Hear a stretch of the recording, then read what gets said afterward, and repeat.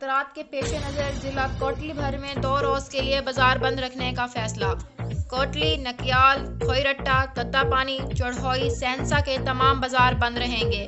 تفصیلات کے مطابق وزیر اعظم آزاد کشمیر راجہ فاروق حیدر خان کی ہدایت پر ڈپٹی کمشنر کوٹلی ڈاکٹر عمر اعظم نے نوٹیفیکیشن کے ذریعے ضلع بھر عوام اور تاجر برادری کو خبردار کرتے ہوئے کہا کہ مورخہ 22 اور 23 مارچ اتوار اور سوموار کو ضلع بھر میں میڈیکل سٹور، سبزی، فروٹ شاپس اور اشیاء خوردونوش فروخت کرنے والی دکانوں کے علاوہ باقی تمام دکانیں بند رہیں گی۔